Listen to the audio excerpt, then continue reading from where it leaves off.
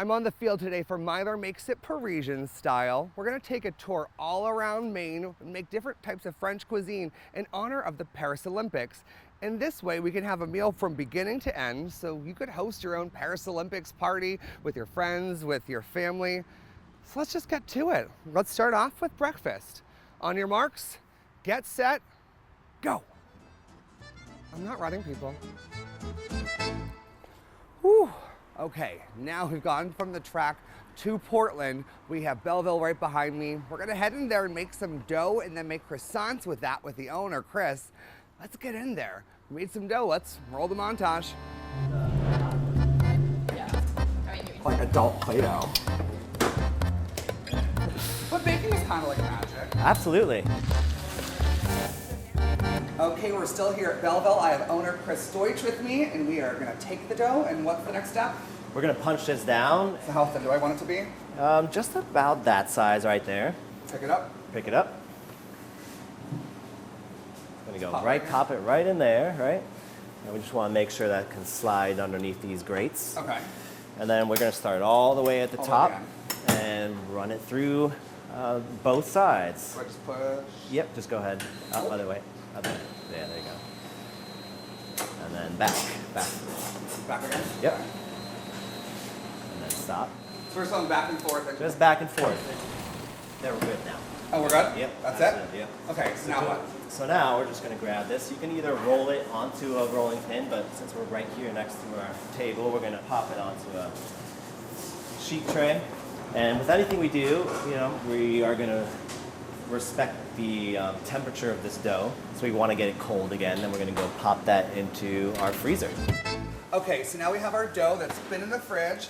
Chris, why is it so important with temperature with the doughs here? We want to make sure that our dough is at a certain temperature, it's cool enough so that when we actually lock in and laminate the butter, we're creating those layers and we're not squishing the butter into the dough, which would be more so like a brioche dough. This is why it gets all this flaky. It's flaky. Like Exactly. That's where you get the flakiness from. Okay. You All said right? butter. Butter. So we've got our butter again, very malleable.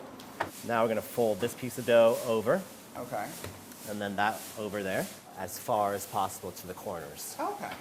Now we're going to grab this and pop it right back onto our dough sheeter. Here you go. All right. We're going to start right back up to the top. Okay. And start rolling it through. Yeah. Just like we did before. Just like we did before.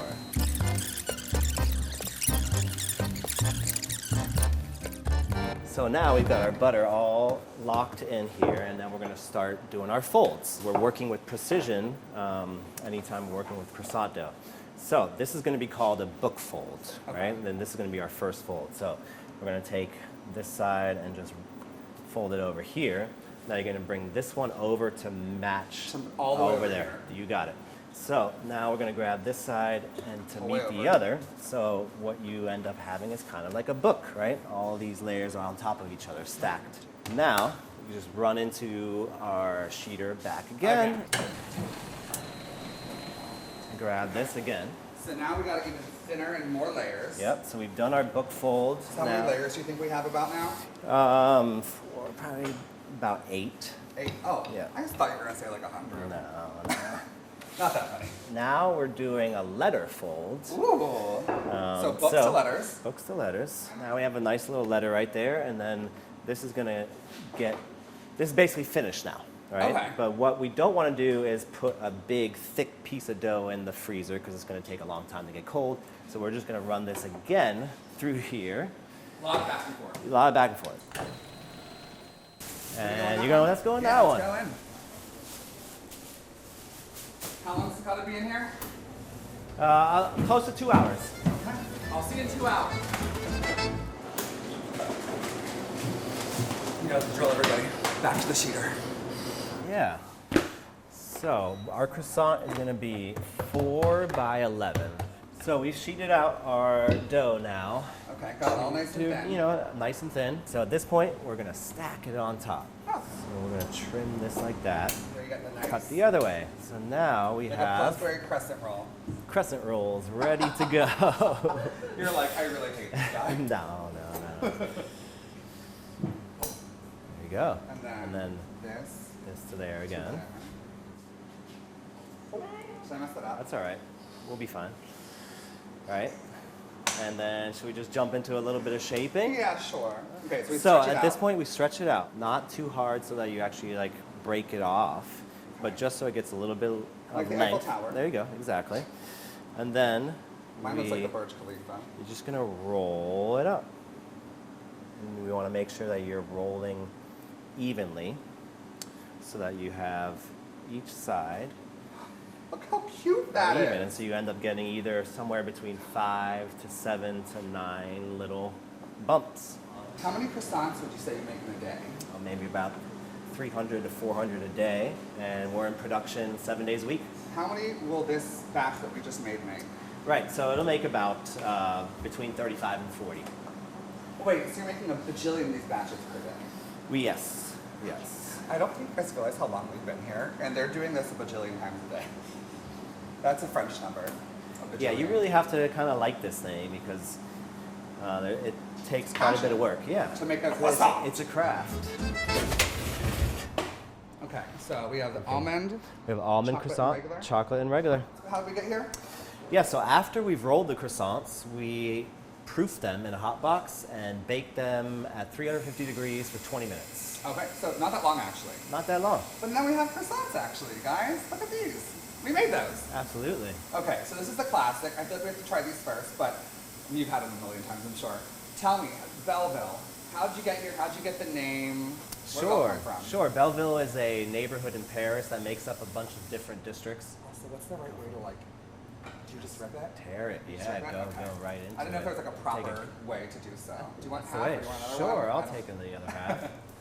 But Belleville, sorry. Belleville, yeah. So it's a neighborhood in Paris that my wife and I spent a lot of time in back 10 years ago or so, and decided to name the bakery after that neighborhood. But it also kind of matched up with Portland itself. We find that Portland is a beautiful city. Thank you so much, Chris. I Thanks, appreciate Aaron. it. Thanks for Yeah, having me. Absolutely. Well, we made croissants. That's it for today. And I mean, I'm gonna keep eating.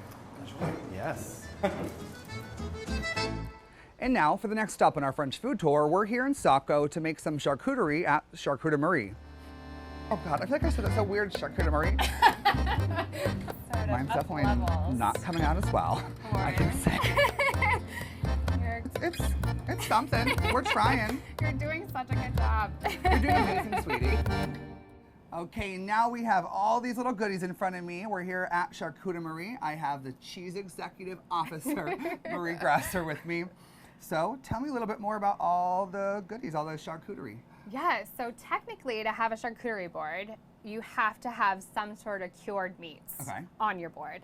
Charcuterie literally means cured meat. So Okay. hence today we have our Italian dry salami Got and we it. have prosciutto. And now we're going to learn how to make a salami rose. Sounds So complicated. what you'll do is take your first piece, you're gonna fold it in half, and then you're gonna roll from one side to the other really nice and tightly to create the center of your rose. Got it. Perfect. And then you'll take your next piece and you'll fold that in half. Got it. And then right where sort of your end here meets, yep, you'll take that and you'll just wrap it all Just the kind way of continuing around. that along. Exactly, and you'll do that with the rest of your A pieces, million times. sort of keeping it nice and compact so Okay. that at the end, when you have all of your pieces, you'll have a nice Oh, I can see salami how that rose. goes to that. Yeah, Okay, exactly. Okay, so we got our meat, so it's officially a charcuterie board. Officially charcuterie. And then we have some French cheeses here, I see.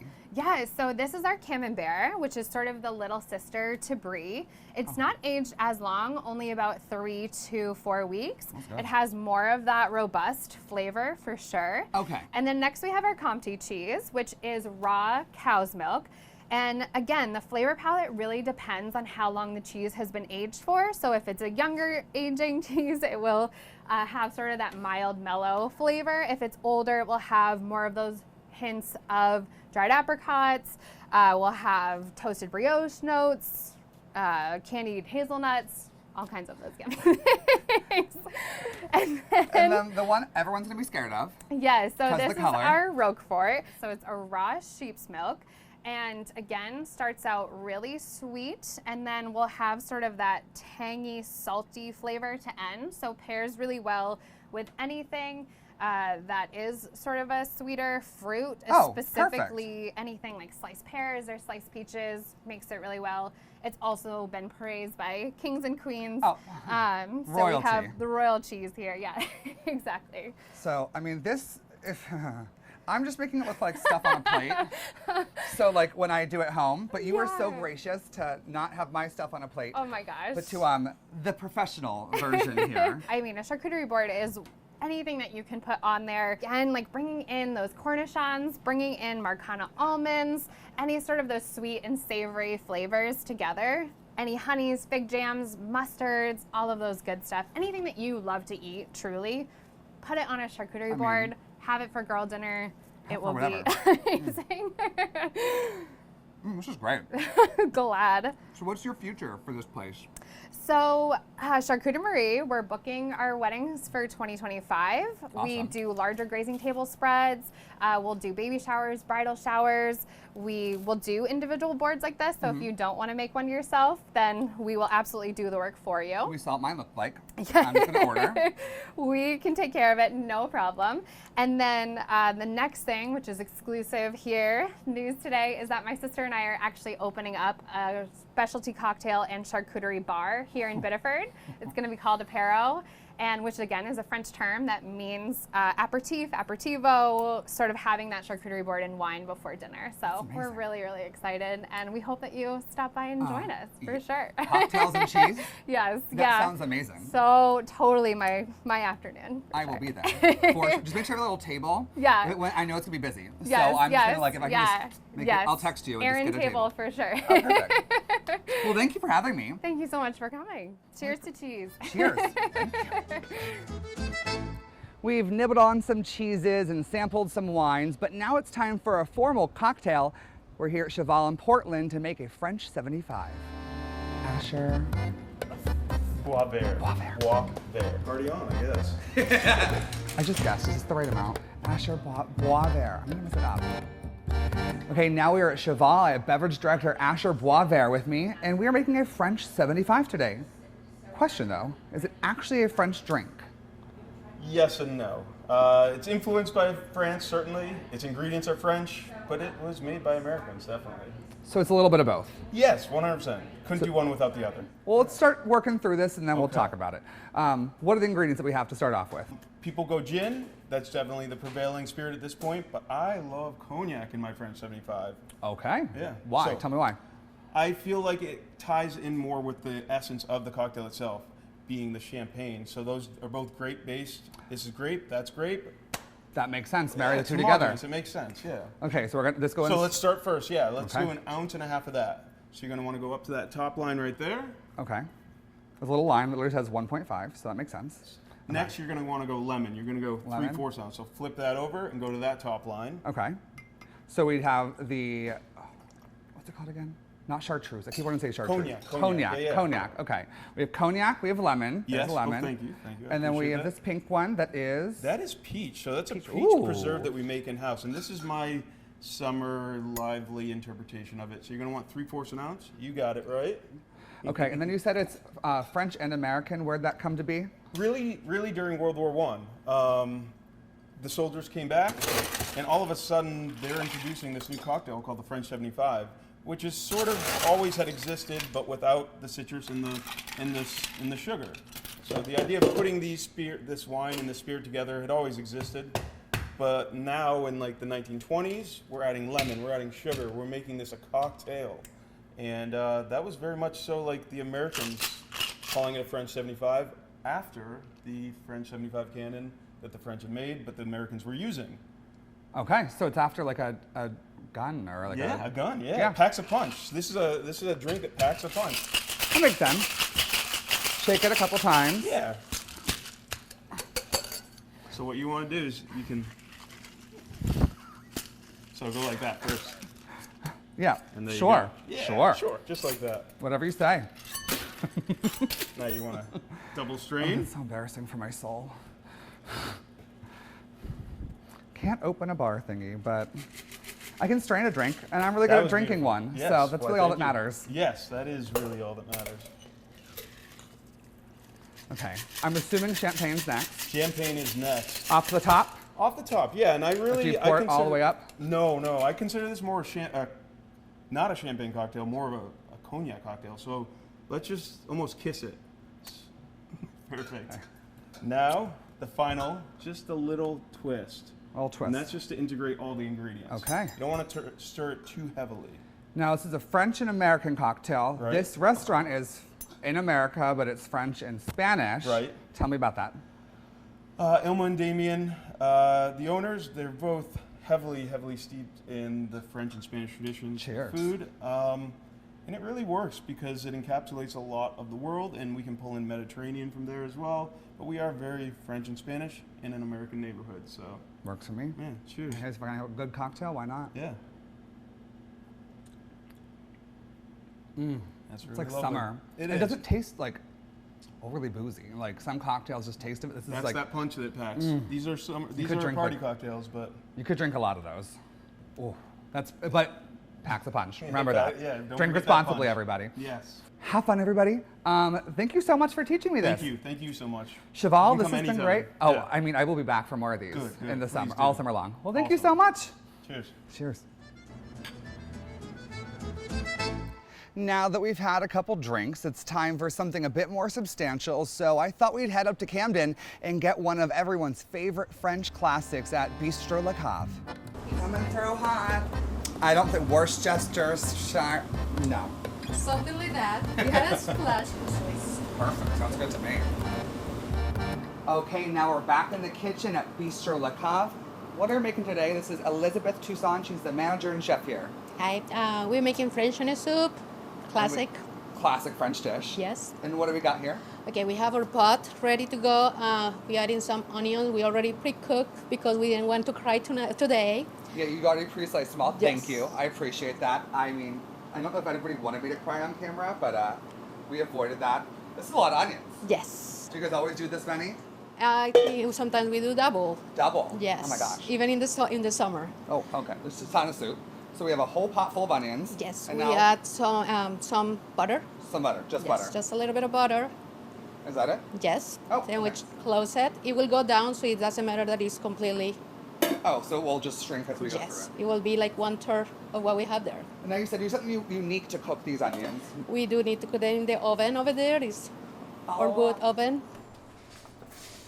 And we just leave it in there Whole night long. a whole night long. So you can Yes. see if you look in here, I mean the fire's already off, but I can feel it super hot in there still. You see Yep, that stays- right now it should be around 270, 80 degrees. It won't go down at all. It just stays hot 'cause it's really insulated. Exactly. So it really cooks everything that we put in there. So we're just gonna let those onions cook We all make night. sure that it's very well sealed. Very well sealed. That's it. That's it. Okay, so now that everything's out of the oven, we have our caramelized onions in here. They really reduced a lot. Yes, that is a lot of onions that we just have this much amount in there. So like 75% Yes, gone. That's gone. concentrated all that flavor. What's next? What do we put in next? Okay. So to help caramelize them more, we're going to add a splash of ketchup. The original recipe has sugar. I prefer ketchup. It's just balance it out. Gives a little, Is that good? More? a little bit more. That's good. That's good. Okay, just stir And that then we keep stirring and caramelizing. in. It's good It's already. about that same the color we want. It's Okay. dark. We're going to add our beef stock. Okay, so is that all the stock? Yes. All we three of add these? all of it. We might even have to add more. We'll see. Thank you. Make a whole Okay, bunch. so let's mix it up. Nice and easy. It's Ooh. perfect. We made soup. And now we add a little bit of Worcestershire sauce. I don't know how to Does say anybody know how to say this word? I don't think anybody does. Worcestershire. I don't know how to say it. it. We do a so. splash of it just for flavor. That's good. That's good. Okay. Okay, some salt and pepper. I like just to add a little bit. Yes, Fine. it's very salty and it will keep getting saltier. We have some thyme leaves. And thyme leaves. How much? Let me see. Put it in there. A little bit more. Perfect. Perfect. Let's mix it up. Do you hear that? Perfect. It depends on how much thyme flavor you want in it. And then we just let this simmer. Yes, that's all we have to do. Just putting a whole layer of crouton. Cheese. Ooh.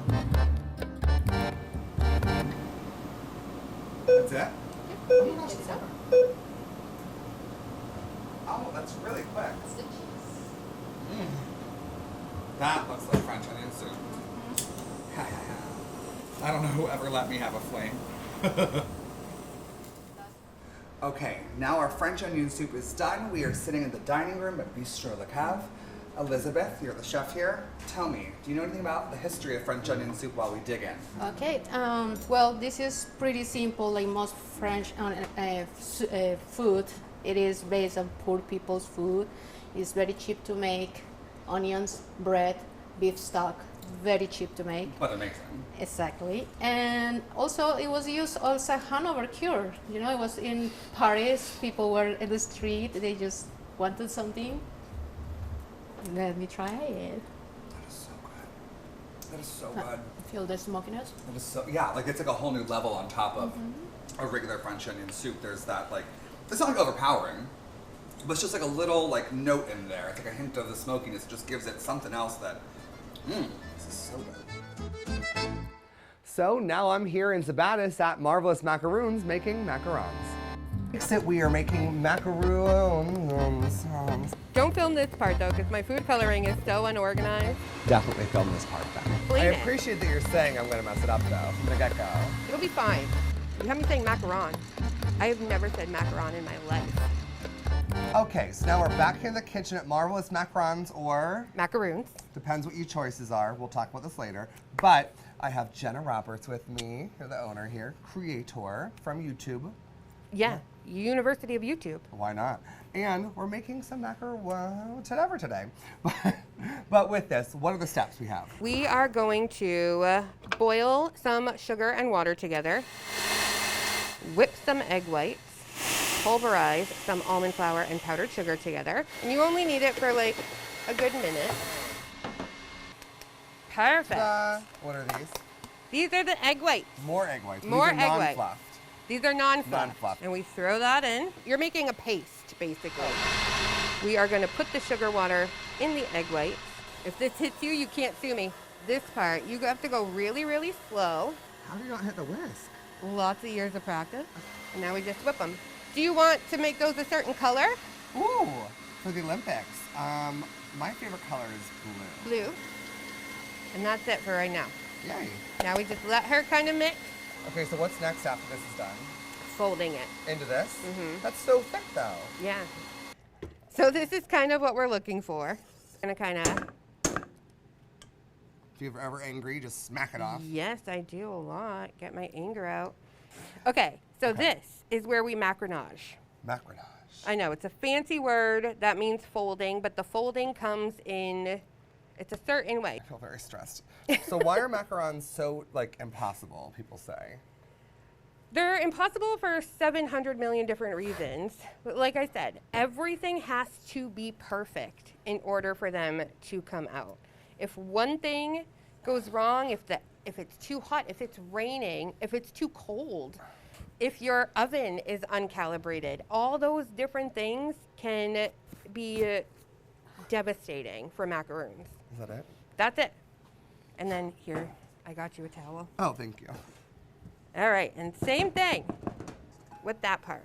This is a very weird movement you have to do. It is. Are you a lefty? I am a lefty. That's why. Oh, really? Yeah.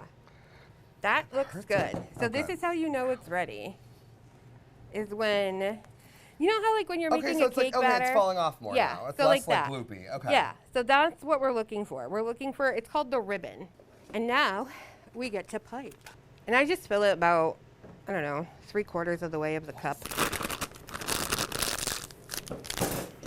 Do you say macarons or macaroons? So, I'm saying macarons for the purpose of not being yelled at by 8-year-old girls.